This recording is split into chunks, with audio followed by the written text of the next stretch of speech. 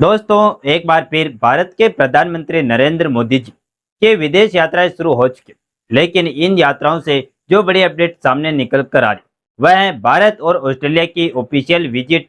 क्योंकि प्रधानमंत्री मोदी कुछ ही समय बाद ऑस्ट्रेलिया विजिट करने वाले और भारत ऑस्ट्रेलिया के बीच में एक बहुत बड़ी न्यूक्लियर डील साइन हुई। इसमें सीधे यूरेनियम की सप्लाई भारत को दी जाएगी और भारत जिस यूरेनियम के लिए स्ट्रगल कर रहा था, सेंट्रल एशिया, रूस या फिर कहे कनाडा के साथ, पूरी प्रॉब्लम को एक झटके में सोल्व किया।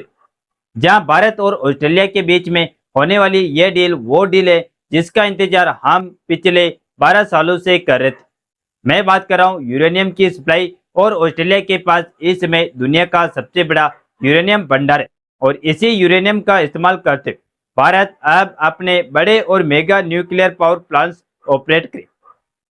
यह सिर्फ एक साधारण बिजनेस डील नहीं, बल्कि विदेश मंत्रालय अधिकारियों ने बाकायदा साफ कर दिया कि Shri nation tour Indonesia, Australia और न्यूजीलैंड के दौरान भारत न सिर्फ यूरेनियम सप्लाई लाइन को हमेशा के लिए ब्लॉक करेगा, बल्कि हिंद प्रशांत क्षेत्र में चीन की दादागिरी को कुचलने के लिए एक बेहद आत्म मेरीटाइम सिक्योरिटी रोड मैप भी तैयार किया जाएगा।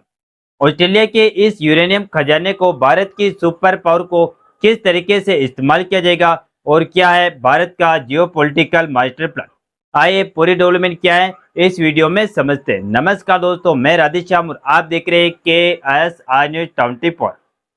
यह ऐतिहासिक कूटनीतिक हलचल जुलाई 2026 के दूसरे हफ्ते में होने जा, जहां प्रधानमंत्री नरेंद्र मोदी अपनी 3 देशों की यात्रा की तरह 10 जुलाई 2026 को मेलबर्न, ऑस्ट्रेलिया पहुंचे। विदेश मंत्रालय के संयुक्त सचिव नेगीजी के अनुसार भारत और ऑस्ट्रेलिया के बीच साल 2014 में civil nuclear corporation agreement sign हुआ था। लेकिन दोस्तों, कमर्शियल और तकनीकी बाधाओं के कारण पिछले 2 सालों से यूरेनियम वास्तविक सप्लाई जमीन पर नहीं उतर पाई।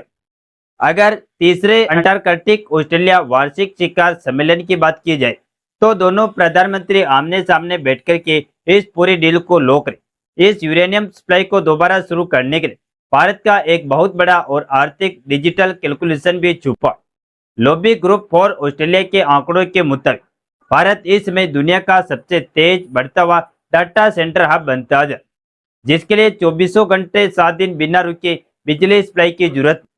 भारत का लक्ष्य है कि वह साल 2031-32 तक अपनी परमाणु ऊर्जा को करंट, जो कि 7480 मेगावाट, उसे बढ़ाकर करीब 22480 मेगावाट तक ले जाया जाए। ऑस्ट्रेलिया के पास दुनिया का लगभग 28 से 30% ज्ञात यूरेनियम भंडार मौजूद है और भारत इन 20 से भी अधिक परमाणु रिएक्टर्स को फ्यूल करने के लिए ऑस्ट्रेलिया का सहारा ले। इस दौरे का तीसरा और सबसे महत्वपूर्ण रणनीतिक चरण रक्षा सहयोग है, जिसका मुख्य उद्देश्य हिंद महासागर क्षेत्र में चीनी नौसेना और उसके निगरानी जहाजों की बढ़ती गतिविधियों का मुकाबला करना और उनकी बढ़ती मौजूदगी पर अंकुश लगाना। भारत और ऑस्ट्रेलिया साल 2009 से ही संयुक्त राष्ट्र सुरक्षा और कई अगले प्रोजेक्ट्स के लिए हाथ मिला चुके। दोनों देशों ने एक साथ maritime security collaboration road map final करेंगे, जिसके तहत दोनों देशों की नौसेना समुद्र में तैरने वाले जहाज की पहचान करके उन पर सटीक मूवमेंट करने का एक रियल टाइम इंफॉर्मेशन आपस में शेयर करें, जिससे भविष्य में ऑस्ट्रेलिया पर होने वाली किसी भी गतिविधि पर भारत मदद कर पाए और भारत पर होने वाली किसी भी गतिविधि पर ऑस्ट्रेलिया भारत की मदद करे। अब बात करते हैं डिफेंस और एनर्जी के अलावा कौन से और सेक्टर को मजबूत किया जाए। दरअसल भारत और ऑस्ट्रेलिया साल 2022 में ही आर्थिक सहयोग व्यापार समझौता, जिसे इकोनॉमिक कॉम्प्रिहेंसिव एग्रीमेंट कहा जाए, उसे लागू कर दिया था, जिसके बाद द्विपक्षीय व्यापार लगातार दोनों देशों के बीच बढ़ता जाए और अब कॉमर्स मिनिस्ट्री के अनुसार भारत और ऑस्ट्रेलिया के बीच व्यापार अगले 5 सालों में 30 अरब डॉलर के सीधे 50 अरब डॉलर तक पहुंचे। तो क्या कुछ कहना है आपका इस पूरी रिपोर्ट?